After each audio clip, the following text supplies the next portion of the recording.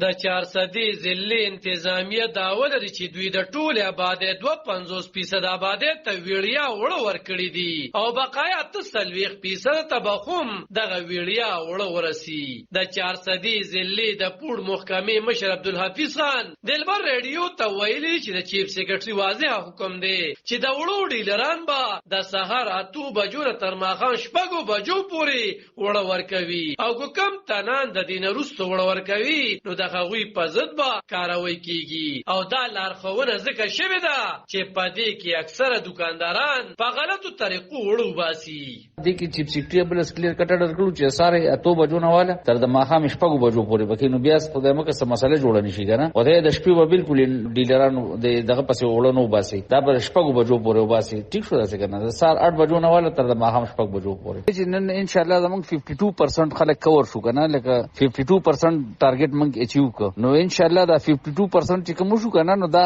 لړیدارش کم شو نو دا پر ورځ تر ورځې دا رش کمیږي او بیا په اخره کې دا ډیلران د خلکو پسې کور په کور ګرځي چې کارت راکې چې دا وړه د خپل سیستم نو بس اوري نو 48% پاتې دا به ان شاء الله موږ ډیر زر د اختر نړوان دا پرسنټیج برابر کو خیر ټیک شو او ټول ته به خیر وړه رسی. دا په داسې حال کې چې د عامل اصلاح خوا د وړو په ویش یو شمېر شکایتونه رامنځته شوي دي او ویل کېږي چې ځینو تنانو وړو نه دی اغستې خو د هغوی په شناختی کارډونو وړو اوتې دي او د هغې د ډیپټي کمشنر نه د پلټنو غوښتنه کېږي. علم خان شیرپو دلبر نیوز 400